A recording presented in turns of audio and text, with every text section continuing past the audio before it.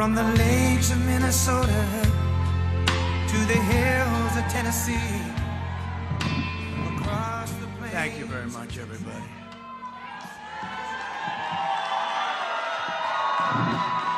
Thank you.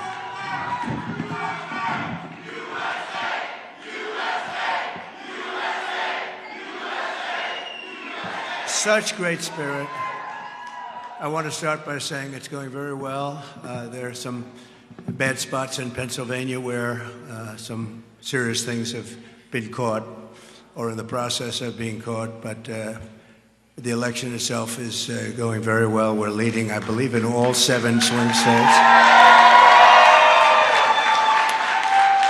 So I appreciate everybody's work, and the spirit is unbelievable. I don't think there's ever been anything like it in our country's history, frankly, because we want to see our country get better. And that's why we're here, just to do a statement. And it's an honor to have some of our friends here. In less than 4 years, Kamala Harris has obliterated our borders, obliterated. We've never had a situation like this. Decimated the middle class, and runaway inflation has caused problems, the likes of which we never thought possible. Bloodshed, squalor to our cities is common, and they've unleashed a war and chaos all over the world. You take a look, everything's blowing up or getting ready to blow up. No respect for our country anymore, no respect for our leadership. No person has caused so much destruction and death at home and abroad should ever be allowed to be the President of the United States. You can't have that. Can't have that. So I'm running on a plan to save America. We're going to save America. We have no choice. It's the greatest there is. We love it, and we're going to save it. We have no choice. And it's going to be saving it from the incredible destruction that's been caused by crooked Joe Biden and Kamala. And she's responsible because he wasn't responsible, and she never said that. He didn't know too much about what was happening. Maybe that was exposed during the debate. And yet still the way they took that away from him was not right. It wasn't right. Shouldn't have happened that way. They walked in, they said, we're taking it away. They stole the presidency of the United States. You can call it a coup, you can call it whatever, but they stole it. They went in like taking candy from a baby, and can't have that. And she's running on a campaign of demoralization and really a campaign of destruction. But really, perhaps more than anything else, it's a campaign of hate. It's a campaign of absolute hate.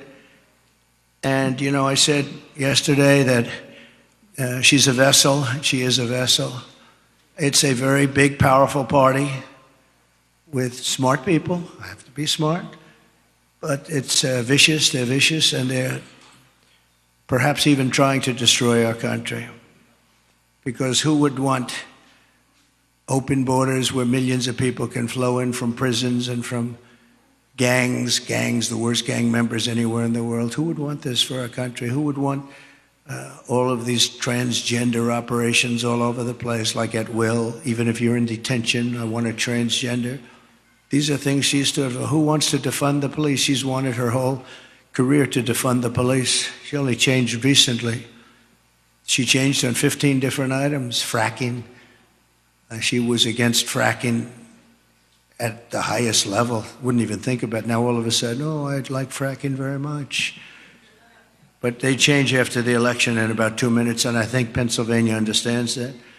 After 2 assassination attempts in just over 3 months, her lies and her slanders are very shameful and really inexcusable. And I can say that if I were president and somebody was being threatened, openly threatened like they've threatened me, I would say, if you do that, even if this was an opponent who I disliked, if you do that, we will obliterate your entire country, and it would all stop. But they wouldn't make that statement. They won't make that And essentially, that statement has been made by other presidents, even concerning their opponents, as you know. Today, we're going to talk about the real character of Kamala, and a person who has no remorse for the anguish she's inflicted upon families all across America. On the contrary, I have to tell you, Kamala intends to conflict and keep this misery going, and she's going to keep it going as long as she can, because that's the only way she can get elected. She's going out and only criticizing, talking about Hitler and Nazi, and because her record's horrible. Her borders are the worst in the history of the world. There's never been a border in the world like this. I always say in third world countries, banana republics, they'd fight them away with sticks and stones if they had to. We let them come in, come on in. Knowing in many cases they're murderers, they're drug lords, they're traitors in so many ways to our country. If they were involved in our country at all, even that, they're coming back in. People that left because they were traitors are coming back in. Everybody's coming back in. And it's at a level that we've never seen before. Criminals off the streets. And you know, other countries from where they're coming are now setting records, good records for them, where crime is down 70 and 75%, because they're taking the criminals off the street. They're emptying their jails into our country. And they're not finished yet. I'm amazed. I thought they would have done it by now, but if you take a look at Venezuela, their crime is way, way, way down. Then you go to Caracas and you wouldn't recognize it. You can actually walk the streets without being shot or killed or mugged. It's becoming a safe city because they've taken all their criminals, most of them, the rest are coming. They're all coming. They've taken their drug dealers and they've put them into the United States of America. Thank you very much, Kamala. I appreciate it. But she continues, and she will continue this misery, and her policies have caused such harm and such pain. And the three great people up here with me are going to just discuss that for a little while, about what's happened to them, how their lives have been shattered. I'd like to begin with the story of one mother whose life Kamala has utterly destroyed this life. And we're talking about thousands of people in very similar situations. Every day under Kamala, open border policies. And if you remember, Joe Biden appointed her as the border czar. She doesn't want to use that term, but let's say we'll just use a different term. She was responsible for the borders, totally responsible. She never made one call to Border Patrol. 2 weeks ago, the Border Patrol endorsed me with the most beautiful endorsement I think I've ever gotten.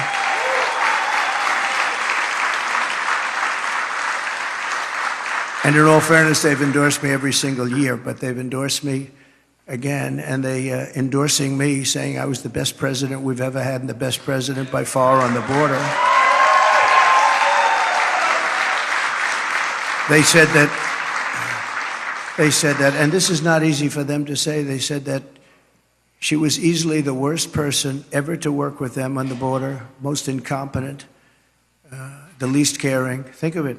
Not one call in almost 4 years was made to Border Patrol, like, how are we doing? I used to call all the time. I'd say, how are we doing, fellas? How's it going? Is it going well? And they're great people, men and women, Border Patrol, great people. They want to do their job. She didn't call them once. She released the two men who murdered this woman's very precious daughter. Everything you need to know about what happened, and the character of Kamala Harris, you'll know from just watching this video. We had it done yesterday. It's very, very quick, very easy to do, but it was very heartbreaking. We showed it in a room full of people, and everybody was crying. Some pretty tough people were crying. Please take a look. Sunday night, I asked her to not stay up super late because of her coming to work with me in the morning to do her summer school.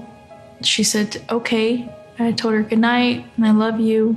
I went to bed, not realizing that that was going to be the last time I saw her. We're best friends. Yeah.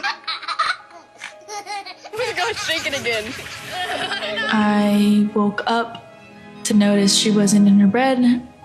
I'm in my heart trying not to lose my mind because I don't know where she is. I finally remembered her phone had a location on, and her phone was pinging just 2 minutes down the road, right behind the skate park.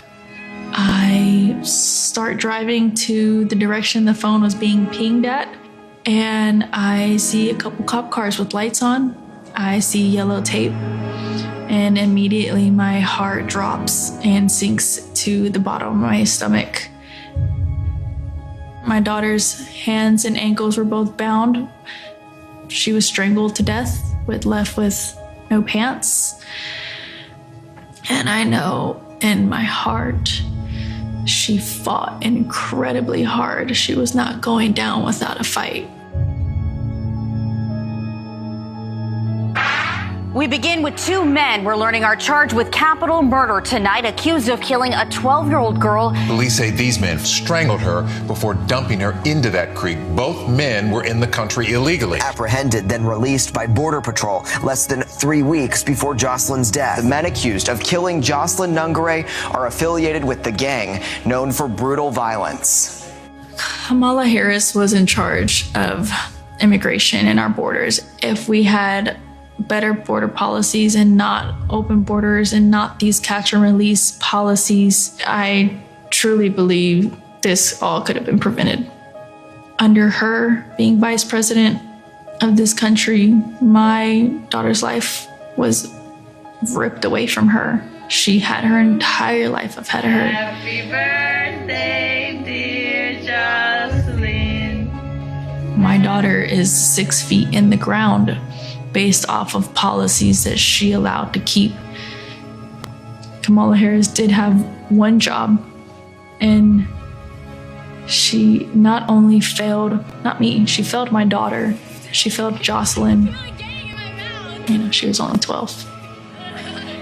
President Trump reached out, gave me his sincerest condolences as not a former president, but just as a father, someone who cares. I believe Donald Trump needs to be back in office. I can at least know that my next child will be safe in this country.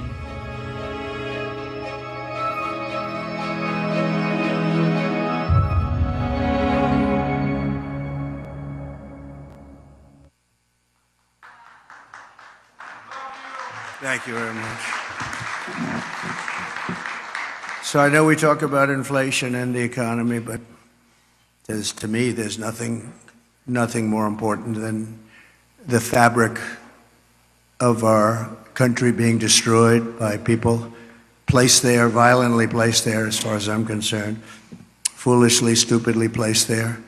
I think what's happening on the border is the single biggest issue, and I'm seeing it more and more when I speak. I see it more. Inflation's terrible. It's hurting our country. It's just decimating our seniors.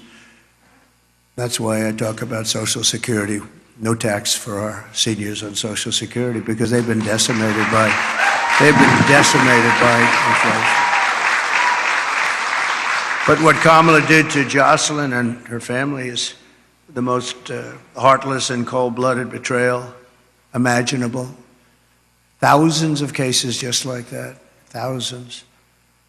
In throwing open the border, think of it, open borders, they come in from parts unknown. People have no idea who they are, where they're from, anything about them. They know nothing. They just walk into our country.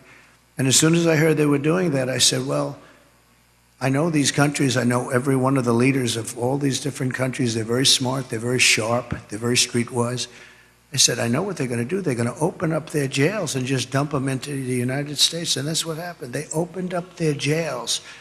And some of the most ruthless killers in the world are now roaming our fields and our streets all over the United States. I knew that was going to happen, and I would do the same thing if I were running one of those many countries that we're talking about, and not just the 3 or 4 that we constantly mention, that are near us, all over South America, all over the Middle East, all over Asia, all over Europe, all over Africa. Tremendous numbers of people are coming out of Africa, and they're coming from all over the world. They're dumping them at our border, pushing them across the line, and say, don't ever come back. If you come back, we're going to kill you.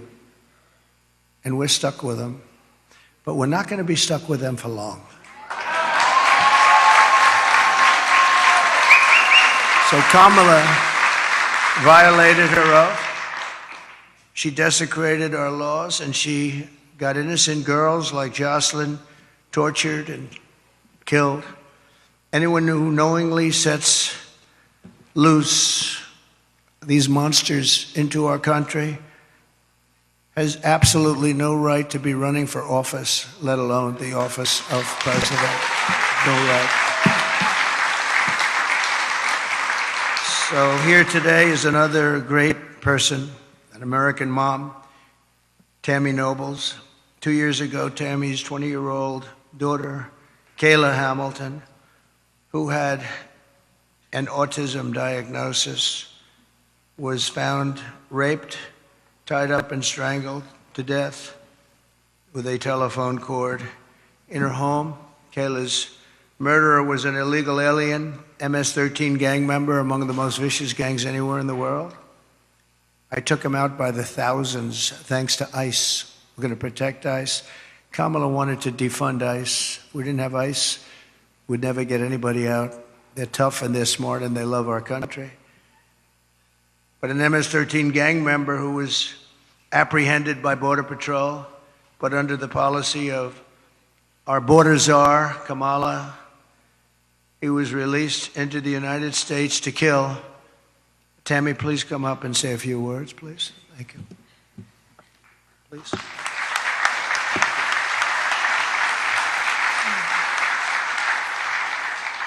I just wanted to say that Homeland Security did not do their job. Health and Human Services did not do their job. The Biden-Harris administration did not do their job.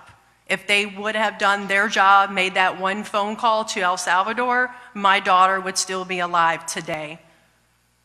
Kayla was a very beautiful young lady inside and out. She was independent, learning to become independent. She had 2 jobs. She overcame obstacles dealing, with autism and was able to find a job that she loved. She loved animals, especially her cat Oreo, and she cared about the homeless. She loved God and she loved going to church.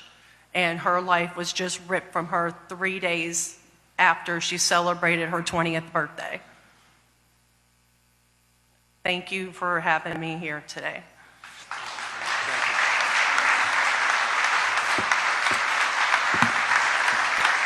Thank you, Tammy. And we will not forget Kayla. And she's looking down. She's very proud of Mom. Kamala's cruel and immoral actions on our border are actually disqualifying, in my opinion. She's unfit. She's an unfit person. And she knows this is going on. She never called anybody, including the 13 soldiers that were so needlessly killed in Afghanistan with that horrible moment in time where our country was just lost all respect from the whole world when they saw that. That's one of the reasons that Putin went in. He would have never gone in, ever. He wouldn't have gone in. If I were president, he would have never gone in. I ended his pipeline in Europe, no problem. And what happened? Biden comes in, he proves it right away, but he kills the Keystone Pipeline. Putin never would have come in. And he didn't, by the way, for 4 years. There was never a threat that he was going to do that. But he saw weakness, and I think a lot of it was seen in that horrible period of time. She is also aiding and abetting the cartels, allowing vast quantities of deadly drugs to pour unchecked into our country. And remember this, they now have an app. You call the app and you bring whatever you want, you bring them over, they'll tell you exactly. Can you believe it? They have an app. And they have airplanes, big, beautiful Boeing airplanes flying back and forth over our border. They were saying, where are those planes coming from? Where are they going? They were loaded up with migrants. They're dropping them out in the Midwest. They're dropping them all over the place. And I will tell you, if you look at Aurora in Colorado or in Springfield in Ohio they dropped 32,000 illegal aliens. They tried to give them legal terminology, but it's not. Illegal aliens, 32,000 into a 50,000 person town, beautiful town, no problems. And now they don't know what to do. And they want to be nice, and the mayor wants to be nice. His big thing is to get interpreters because they don't speak English. It's very hard to get interpreters. And he's trying to get interpreters. But in the meantime, they're taking up the hospital. So when people from Springfield would routinely be able to check with a doctor, go to a hospital, they're unable to get in, they're packed. The whole town has changed. And this is happening all over our country. Aurora probably is an even worse situation because you have the meanest, worst gang from Venezuela in the world, probably, maybe as bad or worse than MS-13. And they've literally taken over the town. They've taken over large sections of the town. They've gone into the real estate business. They've taken over apartment complex. They took over a number of complexes where the people are paying them rent. They've become the landlord. Isn't that nice? And they're rough, tough people, and they have the latest weapons. They have military quality weapons, and everyone's saying, where did they get them? We got to get them out of here. We're going to get them out fast. We're going to get them out fast. So today, I'm announcing that for the first time under my administration, we will be seizing the assets of the criminal gangs and drug cartels. And we will use those assets to create a compensation fund to provide restitution for the victims of migrant crime, and the government will help in the restoration. The government will help in the restitution, but something has to be done, and we're gonna get it done. Kamala has also caused untold misery through her destruction of our economy. Our economy is not, this is just, it's like a fake economy. Some of the best people on Wall Street are saying the economy is only good because they think, I don't want to say this because other people have said it. It's not me saying it, but they think Trump is going to get elected. That's the only reason our economy is good. That's the only reason the stock market is up. Scott is here, I think, someplace, and he's one of the most respected people on Wall Street. He's actually made a very big point of it, that the stock market is only doing well because of the fact that they think Trump is going to win the election. So we'll see. But Kamala cast the deciding votes that caused the worst inflation in our lifetime, maybe the worst inflation we've ever had, because I don't think I know for a fact they're not adding all of the numbers. If they did, I think it's the worst inflation probably in the lifetime of the country. And it's costing typical American families over $30,000. Nearly half of Americans now say they're broke. Think of that. Half of Americans are saying they're broke. They have no money. 2/3 say they're living from paycheck to paycheck, and that's a record. We've never had that. To that extent, we've never, ever had that. Millions of Americans are lying awake at night, worried about how they'll pay their bills because Kamala wrecked their family finances, and she's done that. She's done nothing good. They have done nothing good. And I speak of Kamala, but it's partially Joe, but Joe's out of it, Joe's sort of out of it. He's been out of it for a long time. Now she wants to raise taxes for the typical family by $3,000 a year. She's got no empathy for the hardworking Americans whose dreams she's killed, and said recently that there is not one thing that she would do differently from Biden. That's only because she choked. I'm sure she could have come up with a couple of things if she really thought about it, because there's been so much destruction caused by the Biden administration. One of the things that people don't talk about, and the news never talks about, they don't talk about, as an example, Afghanistan, but this is something that's incredible, because when you think of the numbers, 325,000 children are missing. dead sex slaves or slaves. 325,000 children who came in through the open border are now missing. Many of them are dead, and nobody talks about it. I said, this must be a mistake. This can't be possible. When I read it, I said, this can't be. You're talking about take your largest stadium and fill it up many times. That's what the kind of numbers are. Here today is Michael Copy, a small business owner who runs a dry cleaner and is struggling to get by because of what Kamala has done to his business. They've destroyed small businesses in this country. Michael, please.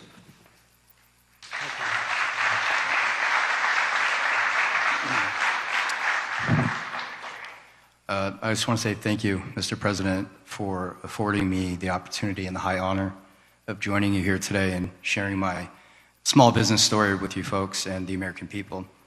So it's a chain of eco-friendly dry cleaners throughout the Tri-County here in West Palm.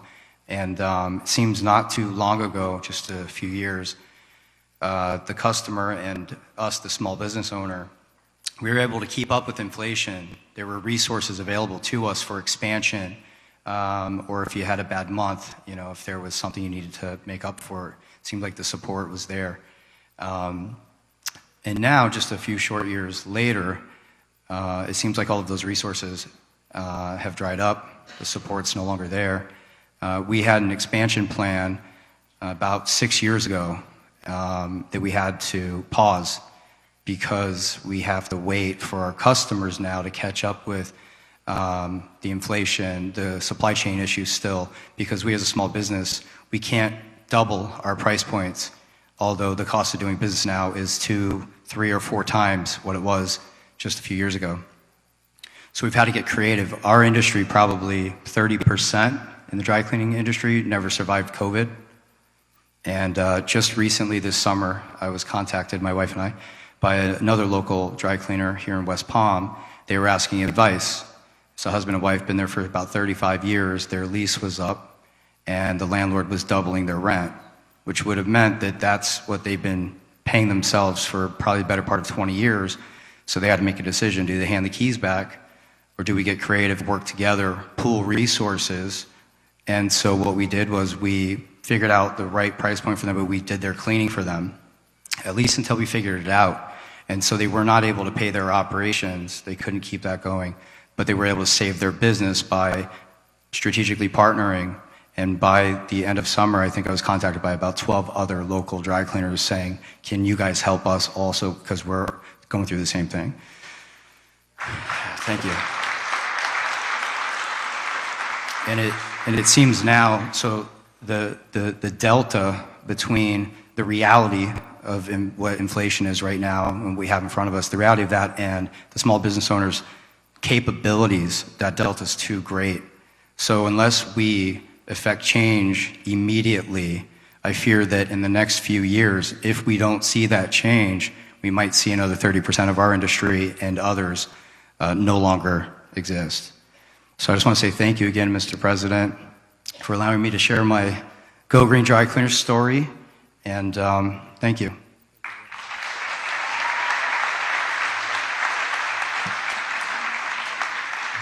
Thank you very much. We really helped a lot of people during the prime time of the China virus, and we helped a lot of people, and we did it intelligently. Then when they took over, they just threw money around like it was dirt. And as you know, the recent monster hurricane, Helene, just wiped out so much. If you look at the different states, North Carolina, Georgia, Alabama, South Carolina, Florida, Tennessee, it was just devastating. And the response was the worst since Katrina, but really a lot of people think it was much worse than Katrina. It's still, they haven't shown up. They're not in North Carolina. The people of North Carolina have suffered incredibly, and it's just nobody to help them. FEMA has been a total disaster. We had FEMA that was fantastic when we did this, because we had our hurricanes too. We had some bad ones, but we did a great job with it. It's not there. And then you see that they, originally blamed and then they tried to take it back, but it was a little late. But they said that the money was spent on bringing illegal migrants into our country. They spent close to $1 billion, and these were funds that were spent. And you have to say, I was in North Carolina recently, and I looked at devastation that was just unbelievable. There was nobody there from the federal government. The local people have done incredible things. Franklin Graham has done incredible things. He's been amazing. But there was nobody there. So we're pleased also to be joined by Christy Shamblin, a person I know and I've gotten to know over the last year or so, the mother-in-law of fallen Marine Corps Sergeant Nicole G. Nicole made the ultimate sacrifice during the disastrous withdrawal. Not that we were withdrawing. I was going to withdraw, but we were withdrawing with dignity and strength and power, and we were going to keep Bagram, the big air base, because of the fact that it was so close to where China makes their nuclear weapons. 1 hour away. We should have kept it, and we didn't do that. But the way they withdrew, they took the soldiers out first. No, you take the soldiers out last. I went 18 months without one soldier. I spoke to Abdul, the leader of the Taliban. We went 18 months without one soldier even being shot at, no soldier being killed for 18 months. And then we left, and you had this group of incompetent people take over. Guys like Milley should have been fired. They should have been fired. Anybody that was involved with that disaster should have been fired.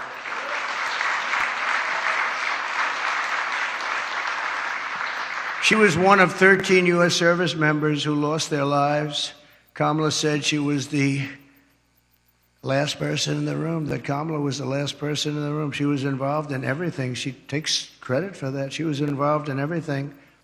That means she was involved in disaster after disaster, because nothing good has happened with this administration, except that our country has gone to almost a third world status. With Biden, when Biden made a decision, she said she was there. Oh, she was there. But the Afghanistan decision was a disaster in so many different ways. And now you take a look at it, they're right back to what they were doing before, except much worse to women. They're worse to women right now than they were even before it started. But Kamala never reached out to the family members of the warriors. And she said she was going to, but she never did. She never called anybody. And Christy, I'd like you to come up and say a few words, please.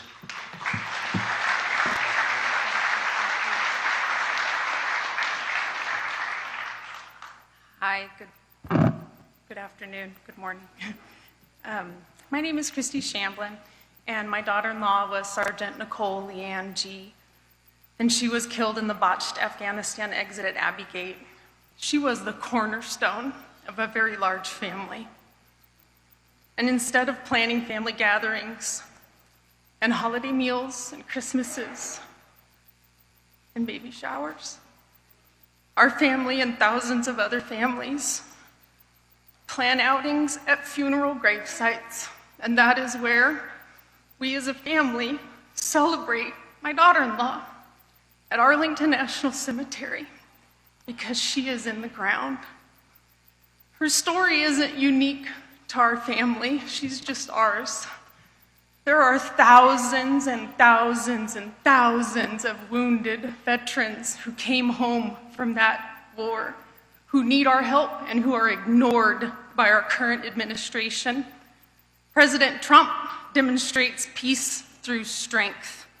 I know what he told the Taliban when he was negotiating with them, because I've made it my business to know. And what he said to them when he was negotiating with the Taliban, he said, "I will kill you if you harm one hair on one head of an American."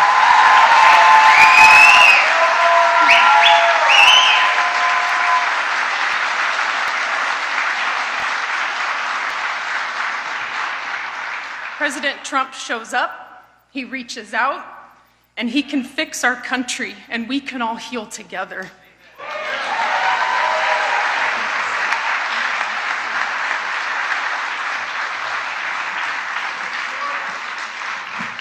Thank you very much. It's so sad. So many cases like this. Nobody should have died.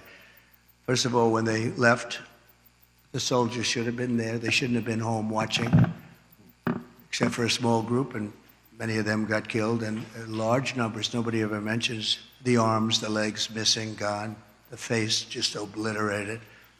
Nobody talks about them. I talk about them all the time. But I want to thank you, Christy, and we'll carry Nicole's memory in our hearts forever.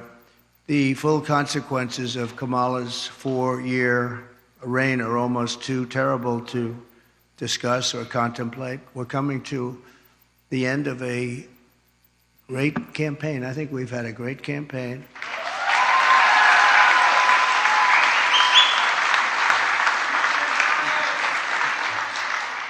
We've really not been provided the kind of protection that I needed as president, but I said we have to do it anyway. When Secret Service would ask for additional people, oftentimes we would be turned down. They were constantly asking for additional people.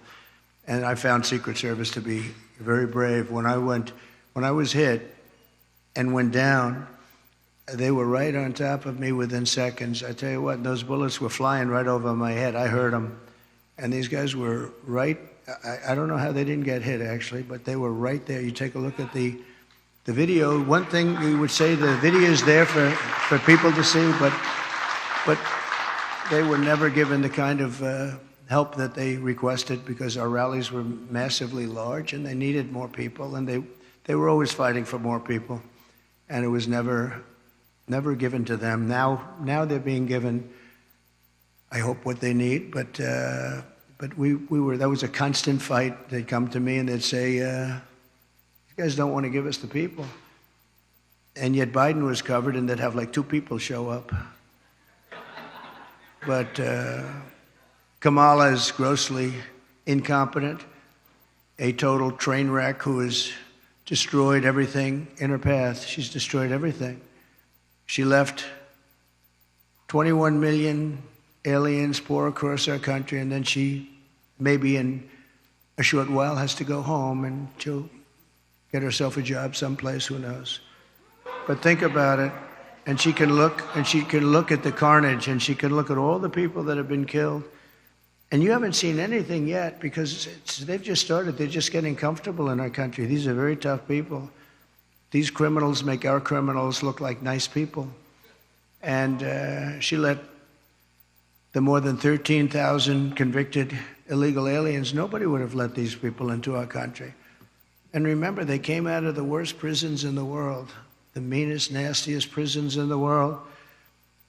And when she says that she wouldn't do anything different, does that mean that she would have let 325,000 migrant children probably die, most of them, many of them? But at a minimum, they're slaves or they're sex slaves. And they're all over the country. Does that mean that she wouldn't have changed that? Does that mean that she wouldn't have changed so many of the other things that led to so much death and destruction and even financial destruction of our country itself? We could end up in a depression because of what she's left with us. They are the worst combination president, vice president in the history of our country. And I often say Jimmy Carter's a happy man, because his administration, by comparison, was totally brilliant. It was brilliant. After Kamala endorsed defunding the police, she bailed out rioters, looters, and murderers, took them right out of jail during the violent crimes in the United States. Remember, that was in Minnesota. Minneapolis was burning down. It was burning to the ground. I watched the CNN announcer say, this is a friendly group of people. And over his shoulder, the entire skyline was burning. I've never seen it, but that's the fake news. But violent crime in the United States is up 37%. All of these different crimes are up anywhere from 37 to 105% over a very short period of time. And it's almost like nobody even cares about it. Very simply, Kamala Harris is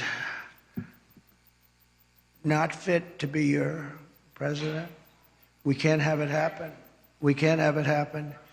We're going to make this country strong again. We're going to make it great again. We're going to be respected again.